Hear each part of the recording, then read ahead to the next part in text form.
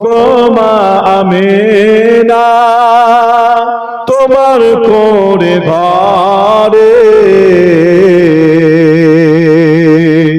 রহমত খোদার পরে ঝরে ঝরে সাহাবী চমন চুমে ধন্য গোলাপ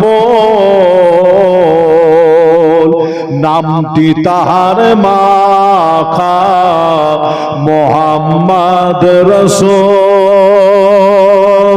আব্বার মাজা দেখতে নবীজি আম্মা জান সাথে আম্মা যে বিদায় নিলে ফিরে আসার পথে আব্বার মাজা দেখতে নবীজি আম্মা জান সাথে আম্মা যে বিদায় নিলে ফিরে আসার পথে আব্বা আম্মা বিদায় নিলে আল্লাহরই দরবারে রহমত খোদার পরে ঝরে ঝরে আল্লাহ উম্মা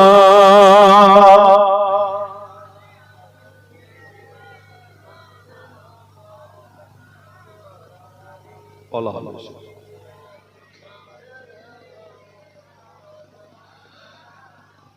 জোছনা ভরা চাঁদিনী রাতে চাঁদিকে যখন দেখি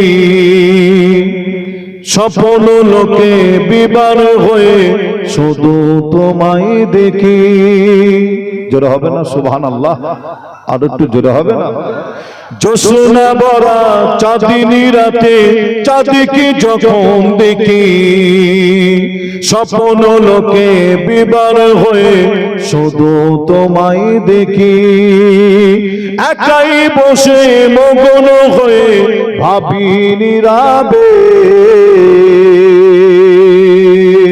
বিশ্বটাকে সাজিয়েছ অতি নিপুণ ভাবে বিশ্বটাকে সাজিয়েছ অতি নিপুণ ভাবে সাদা কালো ধূসর মেঘে খেলা দেখি যখন হৃদয় আমার ভালোবাসা বেড়ে ওঠে তখন সাদা কালো ধূসর মেঘে খেলা দেখি যখন হৃদয় আমার ভালোবাসা বেড়ে ওঠে তখন একাই বসে মগ্ন হয়ে ভাবি নীরবে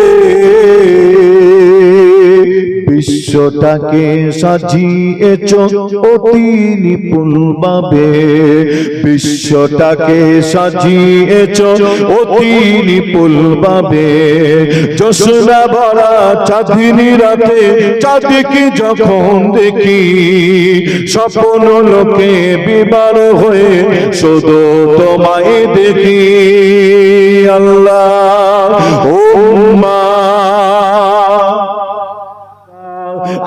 নওজওয়ান যুবকেরা পর্দার অন্তরালে মা বোনেরা এ আমার নবী প্রেমিকেরা তাই আমি আসিম বিল্লাহ আপনাদের ছোট ভাই ছোট ছেলে হিসাবে জানিয়ে দেয় আমার নবী পাকের এই হাদিসটা আপনারা একটু মনে রাখবেন আল্লাহ নবী জানালেন বাদিরু বিল আমাল কাবলান তামু এই হাদিসটা এই কথাটার মানে মতলব হলো আমার নবী জানালেন তোমাদের মৃত্যু আসার আগে তোমাদের মওত হওয়ার আগে তোমরা যত তাড়াতাড়ি পারো ভালো কাজগুলো তাড়াতাড়ি করে নাও কেননা মওতে যখন টাইম হয়ে যাবে আর তোমাদের ভালো কাজ করতে দেওয়া হবে না আর সুযোগ দেওয়া হবে না ও নবী প্রেমিকেরা তাই আপনাদের কাছে আমি আসিম বিল্লাহ একটা ফেরেশতার নাম বলবো আপনারা নিশ্চয়ই বলে দিতে পারবে ওই ফেরেশতার ডিউটিটা হলো কি ফেরেশতার কাজ হলো কি এ যুবকেরা, নিশ্চয়ই আপনারা নাম শুনেছে একজন ফেরেশতা যিনার নাম হযরতে আজরাইল আলাইহিস সালাম। হযরতে আজরাইল ফেরেশতা, হযরতে আজরাইল আলাইহিস সালাম, তিনার কাজ হলো কি, তিনার ডিউটি হলো কি, আজরাইল ফেরেশতা মানুষের রূপ কবজ করে, মনে রাখবে, মানুষের রূপ কবজ করে। ও যুবকেরা, আয় আমার নবীর উম্মত উম্মতিরা, আজকে হযরতে আজরাইল ফেরেশতা এখানে কোন এক ব্যক্তির জান কবজ করার জন্য এসেছে। আজরাইল ফেরেশতা এই মাহফিলে, এই জলসা কোন এক ব্যক্তির জান কবজ করার জন্য এসেছে। আমি আপনি আজরাইল ফেরেশতাকে যদি বলি আপনি এখন চলে যান, আপনি এখন চলে যান, আপনি এখন চলে যান, আল্লাহ আমার হায়াত দিয়েছে, 60 বছর হায়াত দিয়েছে, আল্লাহ আমার হায়াত দিয়েছে, 50 বছর হায়াত দিয়েছে, আল্লাহ আমার হায়াত দিয়েছে, 30টা বছর হায়াত দিয়েছে। এই এতটা হায়াত পাওয়ার পরও আমি নামাজ পড়িনি, নামাজ পড়িনি, এতটা হায়াত পাওয়ার পরও আমি রোজা রাখিনি, রোজা রাখিনি। এই যুবকেরা, আয় আমার নবীর উম্মত উম্মতিরা, আপনি যদি আজরাইল ফেরেশতাকে বলে আপনি এখন চলে যান, আমাকে নামাজ পড়ার একটু সুযোগ দেন, আমাকে রোজা রাখার একটু সুযোগ দেন, আমাকে একটু টাইম দেন, আমি এবারে খালি নামাজ পড়বো, আমি খালি রোজা রাখবো, আপনি এখন চলে যান। আজরাইল ফেরেশতা মনে রাখবে, আপনার এই কথাটা শুনে ফিরে যাবে না, যাবে না। এই যুবকেরা, আয় আমার নবীর উম্মত উম্মতিরা, তাই আমার নবী বললেন বাদিরু বিল আমাল কাবলা আন তামুত, তোমাদের মৃত্যু আসার আগে, তোমাদের মৃত্যু হওয়ার আগে যত তাড়াতাড়ি পারো ভালো কাজগুলো করে নাও। তবে আমি আসিম বিল্লাহ জানিয়ে দিয়ে যাই, এই ঠান্ডা পড়ার পরও, এত রাত হবার পরও আজ আপনারা এই কোরআনী প্যান্ডেল, ইসলামিক প্যান্ডেলের নিচেই বসে আছে। আমি আসিম বিল্লাহ আপনাদের জানাই, এটা একটা হলো ভালো কাজ, আর এই ভালো কাজটা যদি আল্লাহ দরবারে যদি কবুল হয়ে যায়, তবে আল্লাহ দরবারে দোয়া চায় আমাদের এই ভালো কাজটা আল্লাহ আপনি কবুল করুন। এই যুবকেরা আপনাদের জানিয়ে দিয়ে যায়, এই জান্নাতে বসার ওসিলায় আল্লাহ আপনাকে আমাকে কিয়ামতের দিনে একটা নাজাতের ওসিলা করে আল্লাহ দয়ার জান্নাতে বসার সুযোগ করে দেবে।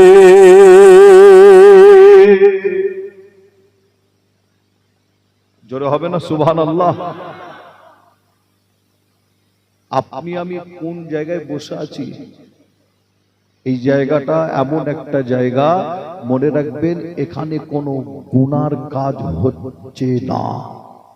বর্তমান সময় আপনি যে বসে আছেন, আপনার দ্বারাই গুনার কাজ হচ্ছে বলে মনে হয় যে গুনার কাজ হচ্ছে কি, যে না, এমন একটা জায়গায় বসে আছে, এটাও একটা ভালো কাজ। নামাজ পড়া যেমন ভালো, রোজা রাখা যেমন ভালো, দান খায়রাত যেমন করা ভালো, যে আমার নবী বলছেন বাদিরু বিল আমাল কাবলা আন তামুত, তাড়াতাড়ি ভালো কাজ করো। আজকে আপনারা এখানে এসে যে বসেছেন এত রাত অবধি ঠান্ডার সময়, যে এই বসাটা যদি আল্লাহ কবুল করে, কিয়ামতের দিনে আল্লাহ আপনাকে আমাকে আরশের নিচে ছায়া দান করবে। জোরে বলুন। মনে রাখবেন দুনিয়ার জান্নাতের বাগান হাদিস শরীফের মধ্যে পাওয়া যাচ্ছে রিয়াজুল জান্নাত, অর্থাৎ একটা জান্নাতের বাগান। আরেকবার জোরে বলুন। একজন বাদশা ছিল, কিতাবের মধ্যে পাওয়া যাচ্ছে একজন বাদশা। নিশ্চয়ই আপনারা জানেন বাদশা কাকে বলা হয়।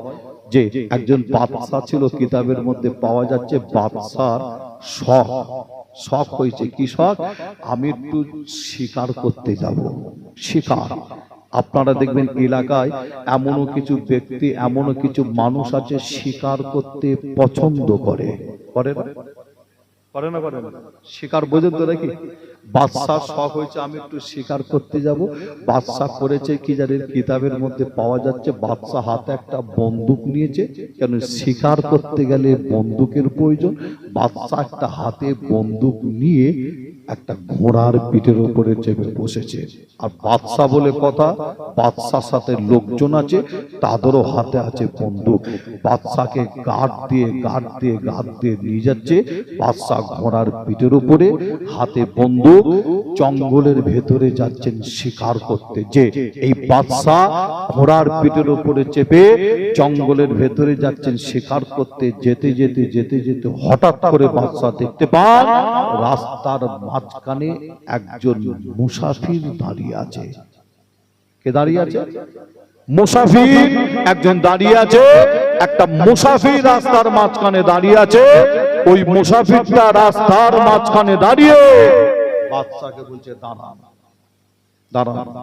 মুসাফির বাদশাকে বলছে দাঁড়ান, আপনার সাথে আমার কিছু কথা আছে, দাঁড়ান। যে বাদশাহ ঘোড়ার পিঠের উপরে চেপে মুসাফিরকে বলছে, মুসাফির তুমি এখন রাস্তা থেকে দূরে সরে দাঁড়াও, সরে যাও। বাদশার কথা শুনে কিন্তু মুসাফির সরে না, একদম রাস্তার মাঝখানে দাঁড়িয়ে আবার বাদশাকে বলছে, মুসাফির কি বাদশাহ আপনি একবার দাঁড়ান, আপনার সাথে আমার কিছু কথা আছে, একবার দাঁড়ান আপনি। যে বাদশাহ ঘোড়ার পিঠের উপরে চেপে আবার মুসাফিরকে বলছে, মুসাফির আমি এখন শিকারে বার হয়েছি, শিকার করছি, শিকার করতে বার হয়েছি, শিকারে যাচ্ছি, তুমি এখন রাস্তা থেকে দূরে সরে দাঁড়াও, তোমার সাথে কথা বলার এখন আমার টাইম নাই, সময় নাই, পরে কথা বলবো, তুমি এখন সরে যাও রাস্তা থেকে। যে বাদশা যখন এই কথা বললো, মুসাফির রাস্তা থেকে সরে না, রাস্তার মাঝখানে মুসাফির দাঁড়িয়ে আছে। যখন বাদশা দেখছে মুসাফির সরছে না, বাদশা সময় ঘোড়ার পিঠের উপরে চেপে মুসাফিরকে বলেছিল কি জানেন, মুসাফির কি হয়েছে বলো, তোমার কথাটা আমি শুনতে চাই, বলো কি হয়েছে বলো। যে মুসাফির সাজে বাদশাকে ওই সময় বলছে, কি বাদশা আমি যে কথাটা আপনাকে বলতে চাই, আমি কথাটা ওইভাবে বলবো না, আপনার মাথাটাকে ঘোড়ার পিঠের উপর থেকে আপনি একটু মাথাটা নিচু করে দেন, আমি আপনার কানে কানে কথাটা বলতে চাই। যখনই বাদশা ঘোড়ার পিঠের উপর থেকে মাথাটাকে নিচু করে দিলেন, মুসাফির সাজে বাদশার কানে কানে গিয়ে বলছে যে আমি হলাম সেই হযরতে আজরাইল আলাইহিস সালাম। কানে কানে কি বলছে, যে আমি হলাম সেই হযরতে আজরাইল আলাইহিস সালাম, আল্লাহ আমাকে পাঠিয়েছে আপনার জানটা, আপনার রূহটা কবজ করার জন্য। বাদশা শুনে বলেছিল কি জানে, বাদশা শুনে মুসাফির সাজে হযরতে আজরাইল আলাইহিস সালামকে বলছে, আমাকে আপনি একটু সময় দেন, একটু টাইম দেন, একটু সময় দেন, একটু টাইম দেন। কিন্তু মুসাফির সাজে হযরতে আজরাইল আলাইহিস সালাম বলছেন, আল্লাহর হুকুম হয়ে গেছে, এই টাইমে এই সময় আপনার রূহ জানটা কবজ করা হবে। যে বাদশা কিন্তু টাইম চাইছে, বলছে আপনি আমাকে একটু টাইম দেন, সময় দেন। কিন্তু মুসাফির সাজে হযরতে আজরাইল আলাইহিস সালাম বলছেন, আল্লাহর হুকুম হয়ে গেছে, এই টাইমে এই সময় আপনার জানটা কবজ করা হবে। এই বাদশার সাথে মুসাফির সাজে হযরতে আজরাইল আলাইহিস সালামের সাথে কথা হতে হতে দেখতে পাওয়া যায়, ওই বাদশা হঠাৎ করে ঘোড়ার পিঠের উপরে বসছিলেন, ঘোড়ার পিঠের উপর থেকে আল্লাহর জমিনে পড়ে গেলেন, আর পড়েই মারা গেলেন। হঠাৎ করে পড়লেন, পড়েই মারা গেলেন। যে এমনও মওতের খবর আমি আপনি শুনে থাকি, হঠাৎ করে আপনার কাছে খবর চলে আসে, কি খবর, অমুক গ্রামের অমুক পাড়ার যুবক ছেলেটা বাইক অ্যাক্সিডেন্ট করে রাস্তায় মারা গেছে। কি খবর পাইনি আমরা? খবর পাওয়া যায় তো নাকি? যে আবার এমন মওতের খবর হঠাৎ করে চলে আসে, আপনিও শোনেন, কি হঠাৎ করে মসজিদের মাইকে অমুক ব্যক্তি মারা গেছে। কিভাবে খবর নিয়ে পাওয়া যাচ্ছে, কিভাবে সাপে কামড়ে মারা গেছে। আবার এমনও মওতের খবর আমি আপনি শুনি, কি পুকুরে ডুবে মারা গেছে, ঘরের দেয়াল চাপা পড়ে মারা গেছে, ট্রেন অ্যাক্সিডেন্ট, বাস অ্যাক্সিডেন্ট করে মারা গেছে। তবে আপনাদের ছোট ভাই ছেলে হিসাবে জানাই, বাইক অ্যাক্সিডেন্ট করে যে যুবকটা মারা গেল, মনে রাখবেন আসলে কিন্তু তার হায়াত কিন্তু ছিল না, বাইকটা হচ্ছে একটা বাহানা। বাইক হলো কি বলেন সকলে? মনে রাখবেন, বাইক হচ্ছে বাহানা, আসলে হায়াত নাই। পুকুরে ডুবে মারা গেছে, পুকুরটা ছিল বাহানা। সাপে কামড়ে, এটা বাহানা। দেয়াল চাপা পড়ে, এটা ছিল বাহানা। যে মনে রাখবেন, ট্রেন অ্যাক্সিডেন্ট, বাস অ্যাক্সিডেন্ট, এগুলো হচ্ছে বাহানা। আসলে কিন্তু হায়াত নাই, হায়াত শেষ। বাদশা ঘোড়ার পিঠের ওপর থেকে আল্লাহর জমিনে পড়ে মারা গেলেন। মনে রাখবেন, এই ঘোড়ার পিঠের ওপর থেকে যে পড়লো, এটাও হলো একটা বাহানা। আমার আল্লাহ কোরআন শরীফের মধ্যে জানালেন কি, ইজা জাআলাহু লা ইস্তাখিরুনা শাআতাও ওয়া লা ইস্তাকদিমুন। আল্লাহ কোরআন শরীফের মধ্যে জানান, মৃত্যুর টাইম, সময় যখন আমার আপনার হয়ে যাবে, বলা হচ্ছে এক পাও আগানো হবে না। সময় যখন হয়ে যাবে, আপনার আমার এক পাও পিছানো হবে না। ঠিক ওই টাইমে, ওই সময় আমার আপনার ওই জায়গায় মাউতটা হয়ে যাবে। যে তবে আপনাদের ছোট ভাই ছেলে হিসাবে এখানে বলে যাই, মরতে সকলকে হবে, কিন্তু মরার মতন মরতে হবে। রাস্তাঘাটে কুকুর বিড়াল মরে পড়ে থাকে, ওই রকম মরলে হবে না। যেমন মরেছিলেন আপনার গরিবে নওয়াজ খাজা মঈনুদ্দিন চিশতি আজমিরি হুজুর, যে ইন্তেকালের পরে আল্লাহর তরফ থেকে খাজা হুজুরের কপালের ওপরে একটা আরবি জবানে লেখা হয়েছিল আল্লাহর তরফ থেকে, যে খাজা হাবিবুল্লাহে মিনাশ শৌকে, খাজা হাবিবুল্লাহে মাতা হিব্বুল্লাহ। খাজা বাবা আল্লাহর বন্ধু, আল্লাহর দোস্ত, আল্লাহর মহাব্বতে মারা গেছেন। জোরে বলুন, আরো জোরে হবে না? মুসলমানের ঘরে ছেলে মেয়েরা, বাড়া তরুণেরা, আয়ামা নওজওয়ান যুবকেরা, পর্দার অন্তরালে মা বোনেরা, এ আমার নবী প্রেমিকেরা, তাই আপনাদের ছোট ভাই, ছোট ছেলে হিসাবে জানিয়ে দেয়, এই দুনিয়া ছাড়ার আগে আপনাকে আমাকে আমলি জিন্দেগি, আমলি ময়দান তৈরি করতে হয়। এখানে আমরা বসে আছি, অনেক ভাই, অনেক চাচা এসে বসেছে, আমার মা বোনেরা অনেকে আলোচনা শুনছে। আমি আসিম বিল্লাহ আপনাদের জানিয়ে দেয়, আমরা অনেকে চিন্তা করি, দুনিয়া চিন্তা, দুনিয়ার ভাবনা আমরা ভাবি। আমার একতলা বাড়ি আছে, আমি দুতলা বাড়ি করব কিভাবে? আমরা অনেকে চিন্তা করি, আমার দোকান আছে, দোকানে লাভ হবে কতটা? আমি আপনি চিন্তা করি, আমার জমিতে ফসল লাগিয়েছি, এই ফসলে লাভ হবে কতটা? আমি আপনি চিন্তা করি, আমার একটা গাড়ি আছে, আমি দুটো গাড়ি কিনবো কিভাবে? আমি আপনি চিন্তা করি, আমার ব্যবসাতে, আমার বিজনেসে লাভ হবে কতটা? ও যুবকেরা, ও নবী প্রেমিকেরা, তাই আপনাদের জানিয়ে দিয়ে যায়, এই চিন্তা, এই ভাবনাটা আমার আপনার জন্য হারাম না, এটা হারাম না, এটা হলো জায়েজ, জায়েজ, জায়েজ। অবশ্যই আপনি চিন্তা করেন, আল্লাহ আপনার আওলাদ দিয়েছে, আপনি একতলা বাড়ি করেছে, দুতলা বাড়ি করবেন কিভাবে? আপনার দোকানে লাভ হবে কতটা? আপনার জমিতে ফসলে লাভ হবে কতটা? অবশ্যই আপনি ভাবে, অবশ্যই আপনি চিন্তা করে। কিন্তু আমি আসিম বিল্লাহ আপনাদের পীরের ঘরের বাচ্চা হিসাবে বলে যায়, এ যুবকেরা, আমার মা বোনেরা শুনে রেখে দেয়, মুসলমানের এই দুনিয়ার চিন্তার পাশাপাশি মুসলমানের আর একটা চিন্তা, আর একটা ভাবনা আছে, যে চিন্তাটা হলো কবরের চিন্তা, আখিরাতের চিন্তা, মাহশরের চিন্তা, কিয়ামতের দিনের চিন্তা। আমার মুসলমানেরা এই দুনিয়া চিন্তা পাশাপাশি আখিরাতের চিন্তাটা যে ব্যক্তিটা করে, আমাদের নবী জানালে ওই ব্যক্তিটাই হলো একজন উত্তম ব্যক্তি। আরো জোরে বলুন সুবহানাল্লাহ, আরো জোরে বলুন সুবহানাল্লাহ। ও নবী প্রেমিকেরা, অবশ্যই দুনিয়া চিন্তা আপনি আপনি করেন মানা নাই, আপনি কারবারে কতটা লাভ হবে, আপনার ব্যবসাতে কতটা লাভ হবে, আপনার জমিতে ফসলে কতটা লাভ হবে, অবশ্যই আপনি ভাবেন, অবশ্যই আপনি চিন্তা করেন। তবে আপনাদের ছোট ভাই ছেলে হিসাবে জানিয়ে দিয়ে যায়, আপনাকে আমাকে এই দুনিয়া ছেড়ে যখন কবরে যেতে হবে, ওই কবরে আমার আপনার সঙ্গী কেউ হবে না, একমাত্র আল্লাহ। ওই কবরে আমার আপনার সঙ্গী আল্লাহ আমলকে করে দেবে। তবে আপনাদের জানিয়ে দিয়ে যায়, কিতাবের মধ্যে পাওয়া যায় কবরটা হবে অন্ধকার, কবরটা হবে অন্ধকার, এত ভয়ানক অন্ধকার হবে।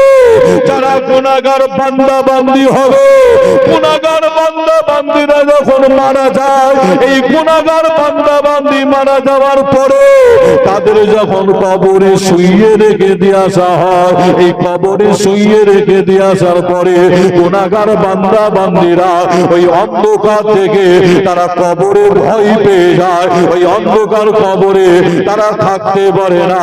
গুনাহগার বান্দা বান্দিরা অন্ধকার কবরটা দেখে ভয় পেয়ে যায়। এই যুবকেরা যখন নেককার বান্দা বান্দি আল্লাহ তাকে যখন সাড়া দেয়, নেককার বান্দা বান্দিকে যখন কবরে শুইয়ে রেখে দিয়ে আসা হয়, কবরে শুইয়ে রেখে যখন চলে আসা হয়, আমার আল্লাহ পাক ওই নেককার বান্দা বান্দির কবরে আল্লাহ আসমান থেকে নামার আল্লাহ একটা নূরের প্রকাশকে আল্লাহ ওই নেককার বান্দা বান্দির কবরে আল্লাহ পাঠিয়ে দেয়। পৃথিবীর কোন মানুষ দেখতে পাবে না সেই নূরের প্রকাশ, কোন মুরব্বী মানুষ দেখতে পাবে না, কোন মহিলা দেখতে পাবে না, কোন জওয়ান যুবক দেখতে পাবে না, এক কথায় পৃথিবীর কোন মানুষ দেখতে পাবে না। আমার আল্লাহ পাক নেককার বান্দা বান্দির কবরে আল্লাহ আসমান থেকে নূরের প্রকাশ পাঠিয়ে দেয়। ওই নূরের প্রকাশ ওই নেককার বান্দা বান্দি কবরে এসে ওই নেককার বান্দা বান্দির কবরটা নূর আলা নূর করে দেয়। জোরে হবে না? নেককার বান্দা বান্দি তখন এই নূরের প্রকাশকে প্রশ্ন করবে একটা, কি প্রশ্ন? আমার অন্ধকার কবরে তো কেউ ছিল না, কে তুমি? আল্লাহু আকবার। নূরের প্রকাশের আল্লাহ জবান আল্লাহ খুলে দেবে, নূরের প্রকাশ পরিষ্কার আওয়াজে বলবে, দুনিয়ার জমিনে তুমি নামাজ পড়েছিলে, রোজা রেখেছিলে, দান খায়রাত করেছিলে, জিকির আজকার করেছিলে, ভালো জায়গায় গিয়ে বসেছিলে, ভালো কাজ করেছিলে, আমি হলাম সেই আমল। আল্লাহ আমাকে তোমার সাথে এই কবরে কিয়ামত পর্যন্ত সঙ্গী করে দিয়েছে। হবে না? কবরে কিন্তু কেউ যাবে না। দুনিয়াতে অনেক বন্ধু আছে আমার আপনার, আছে না? একসাথে বাইকে করে চেপে, গাড়িতে করে চেপে কত জায়গায় ঘুরতে যাওয়া হচ্ছে। ভালো জিনিস খারাপ বলছে না, ঘুরতে যান, শরিয়াত মেনে করেন, কোনো অসুবিধা নেই। অনেক ঘোরার জায়গা আছে না? নাই বলেন না, আছে না? নাই যে শরিয়াত মেনে শরিয়াতের গণ্ডির ভেতরে থেকে আপনি ঘোরেন, এতে কোনো অসুবিধা নাই। যে আপনারা নাম শুনেছেন একটা জায়গা আছে, জায়গাটার নাম শুনলে আপনারা অবাক হয়ে যাবেন, ভাইজান হঠাৎ করে বললেন কি ব্যাপার, তাই তো নাকি? একটা জায়গার নাম আছে দীঘা, নাম শুনেন না? আছে না? না গেছেন আপনারা? যুবকরা মোটামুটি গেছে, তাই তো নাকি? আমি আবার ওই দিকটাই আবার একটু বেশি জলসায় যাই, দীঘা ওই দিকটা করে আশপাশে একটু বেশি যাই। কাঁতি নাম শুনেন না? কাঁতি, নাচিন্দা বলে একটা জায়গা আছে, নাচিন্দা, এগরা, নন্দকুমার, বুঝতে পারছেন না? ওই লাইনটা একটু বেশি যায়। একদম নাচিন্দা মন্দির পার হয়ে, বুঝতে পারছেন? হ্যাঁ, একদম দীঘার কাছাকাছি ঢুকার আগে একটা মসজিদ, ওই দিকটা করে যাওয়া হয়। হ্যাঁ, আপনার মোটামুটি ওদিকে জলসাই আমি যাই, যখন মাঝে মধ্যে একটু যাই, ঘুরে আসি। যে নিয়ত হচ্ছে মেন জিনিস, মনে রাখবেন। আল্লাহ তিনি নিজে বলছেন, বান্দা তোমরা আমার নিয়ামতি জিনিস তোমরা ঘুরে ঘুরে দেখো, শুকরিয়া আদায় করো। এই দেখার পরে শুকরিয়া আদায় করলে আল্লাহ আমল নামায় স্বভাব লিখে দেন। জোরে বলুন। একটা জিনিস দেখেছেন দীঘায় গিয়ে, যে আমি তো গিয়ে দেখেছি, আমি এরকম ড্রেস পরে জামা পরে জলসা করে গেছি, তো এইভাবে একদম গিয়ে জলসা করে গিয়ে আপনার যে বসার ব্যবস্থা আছে না, আপনারা যারা গেছেন দেখেছেন বসার ব্যবস্থা আছে, ওইখানে গিয়ে বসে আছি। একদম ফজরের টাইমে গিয়ে পৌঁছে গেছি, নামাজের টাইম হচ্ছে, নামাজ পড়বো কোথা, যে একদম গাড়ি থেকে পানির বোতল বার করে, অনেক সময় উজু করতে হয়, গাড়ির থেকে পানির বোতল বার করে উজু করে, আর এই মোবাইলে দেখবেন আবার কোনটা পশ্চিম দিক দেখা যায় না, সিস্টেম আছে না, না দেখে নিলাম, ব্যাস গাড়িতে আবার একটা নামাজ পাঠিয়ে রেখেও দিয়েছি গাড়িতে। আজকে আপনার নতুন ব্রিজ নাম শোনেন না, নতুন ব্রিজ আছে না, বালি ব্রিজের পাশে একটা নতুন ব্রিজ হয়েছে না, যে নতুন ব্রিজের টোল ট্যাক্স পার হয়ে আসছি, মাগরিবের সময় হয়ে গেছে, ড্রাইভার সাহেবকে বললাম গাড়িটা একটু সাইড করো, লরি সব দাঁড়িয়ে থাকে, গাড়িটা সাইড করে দিলে ওখানে আবার পানির বোতল উজু করে নামাজ পাঠি ফেলে রাস্তার ওপরে নামাজ। তবে রাস্তার উপরে নামাজ, এখানে আবার একটা ভুল ব্যাখ্যা অনেকে করতে পারে, আবার একটু বলা ভালো, যে কোনো মানুষের ডিস্টার্ব না হয়, কোনো গাড়ি যাতায়াতের ডিস্টার্ব না হয়, এরকম পজিশন দেখে নামাজ পড়বেন, কোনো অসুবিধা নাই, ঠিক না ভুল? যে তবে বর্তমান পরিস্থিতি হিসাবে আবার একটু বুঝে সুঝে, ঠিক না ভুল? আল্লাহ হেফাজত করে। যে সোশ্যাল মিডিয়ায় অনেক কিছু আপনারাও দেখেন, আমিও দেখি, যে তবে আপনাদের ছোট ভাই ছেলে হিসাবে যে কথা বলছিলাম, যে আপনার ওখানে গিয়ে, আপনি ওখানে গিয়ে বসবেন, বসে আল্লাহর নিয়ামতে, আল্লাহু আকবার, যে ঢেউ যে আপনার ভাঙছে, একটা জিনিস আপনি ওখানে বসে বসে যদি চিন্তা করেন, আল্লাহ পাকের কি কুদরতি, যে পানির ঢেউ যে আপনার একটার পর একটা ভাঙছে, যে আপনার 15 মিনিট 20 মিনিটের জন্য ওই ঢেউটা কি বন্ধ আছে বলে মনে হয়? কি বন্ধ হয় কি? দেখেছেন আপনারা, যে 15 মিনিট 20 মিনিটের জন্য ঢেউটা বন্ধ হয়ে গেছে, হয় না, তাই তো নাকি? যে এখানটাই যদি আপনি বসে বসে ভাবেন, আল্লাহু আকবার, আমার আল্লাহ পৃথিবীটাকে আল্লাহ কত সুন্দর করে সাজিয়ে রেখেছেন, কোন জায়গায় সমুদ্র, কোন জায়গায় পাহাড়, কোন জায়গায় আবার জঙ্গল। জোরে বলবেন না, আরো জোরে হবে না?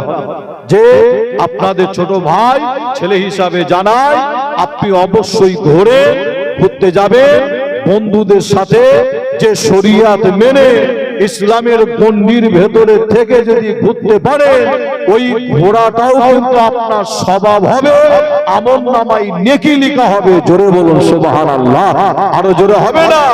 যে তবে আপনাদের ছোট ভাই ছেলে হিসাবে জানাই, আপনার মারা যাওয়ার পরও আপনার বন্ধুটা যে কবরের কাছে একবারও গিয়ে দেখবে না, আমার বন্ধুটা কি অবস্থায় কবরে পড়ে আছে। রাতের বেলা যেতে ভয় করে এমন যুবক আছে, মারা গেলে বলে হুজুর কি ব্যাপার, তাবিজ নিতে আসে আবার আমাদের কাছে অনেকে, আবার কি ব্যাপার বলে, কর্মস্থানের গাহাদে গেলে একটু ভয় লাগে, একটা তাবিজ দেন। কি কথা বুঝতে পারছেন না? কি সর্বনাশ বলেন দেখুন, কর্মস্থানের গাহাদে যাবে তাও আবার ভয়। হ্যাঁ, আবার ওই যুবকটা আবার এমন ভাবে রাস্তাঘাটে চলে, চাল চলন কথাবার্তারা এমন যেন কবরকে কিছুই মনে করে না। অথচ আবার কেউ যদি মারা যায়, মারা যাবার পরে কর্মস্থানের আশেপাশে রাত্রে 2 দিন 3 দিন আর দেখা যায় না। আছে না নাই বলেন না? এরকম আছে না নাই? যে কেউ যদি মারা যায়, কবরের ধারে যেতে 2 দিন 3 দিন ভয় খায় একদম কবরে যেতে। যে যদি বলা হয় যুবক একবার যাও না, তোমারই তো বন্ধু, একসাথে উঠা বসা, খাওয়া দাওয়া, ঘোরাফেরা, একবার যাও না।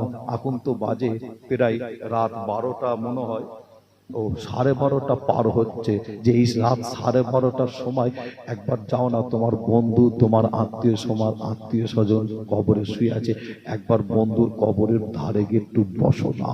বলে না হুজুর, যাওয়া যাবে না, তাই তো নাকি?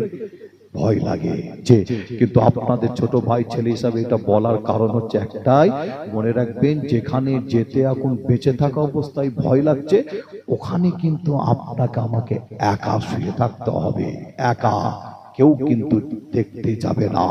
যে যদি কবরে যদি শান্তি পেতে চান, খোদাকে সেজদা দেন, এই সেজদা দিলে আল্লাহ আপনার আমার কবরে জান্নাতের বিছানা বিছিয়ে যেতে, জান্নাতের বিছানা বিছিয়ে দেবে। একবার জোরে বলুন সুবহানাল্লাহ। আমলি জিন্দেগি, আমলি ময়দান তৈরি করে দুনিয়াতে আল্লাহ যতদিন হায়াত দিয়েছেন। যে হ্যাঁ, তবে আপনাদের যে কথা বলছিলাম ছোট ভাই ছেলে হিসাবে, যে তবে আপনাদের একটু বলে যাই, যখন একটা কথা তুলে ধরেছি না হলে আবার অনেকে ভুল ব্যাখ্যা করবে, যে আপনাদের একটু বলে যাই, পৃথিবীর জমিনে এমন কিছু জায়গা আছে যে আপনি যাবেন, যে আপনার যেমন বলি আপনাদের পাহাড়, আপনারা পাহাড় দেখেন না, আপনারা পাহাড় দেখেছেন তো নাকি? পাহাড় দেখেছেন, পাহাড়ে আপনারা ঘুরতে গেছেন। পৃথিবীর জমিনে যে বোঝানোর জন্য বলছি, যে পৃথিবীর জমিনে অনেক পাহাড় আছে, অনেক নিয়ামতি পাহাড় আছে, যে আল্লাহ পাকের অনেক নিয়ামতি পাহাড়, বরকতি পাহাড়, যে তার মধ্যে একটা পাহাড়ের নাম আপনাদের বলে যায়, হাদিস শরীফের মধ্যে পাহাড়ের নামটা পাওয়া যাচ্ছে। কি নাম? পাহাড়টার নাম হলো গাড়ে সুর পাহাড়। কি নাম? গাড়ে সুর।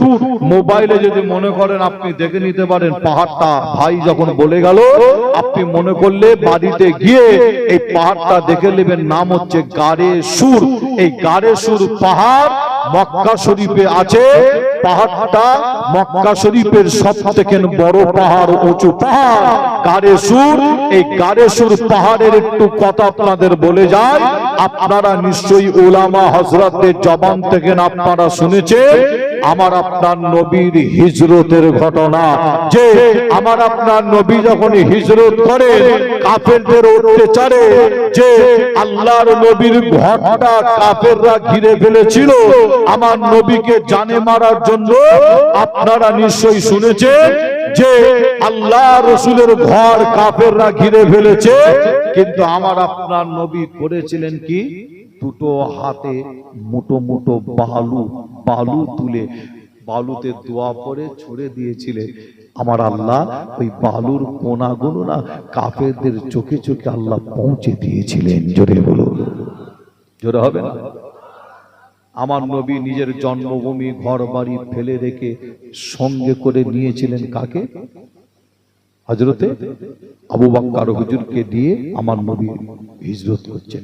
ঘর বাড়ি জন্মভূমি ফেলে রেখে এই হিজরত করছে। কাফেররা আবার করেছিল কি জানেন? মরুভূমির উপর দিয়ে আমার নবী হেঁটে হেঁটে গেছেন। নবীর কদম মোবারকের ছাপটা বালুর উপরে, মরুভূমির উপরে পড়েছে, যে কাফেররা ওই ছাপ দেখে দেখে দেখে দেখে ফলো করছে আমার নবীকে, আবু বকর হুজুরকে খুঁজছে জানে মারার জন্য।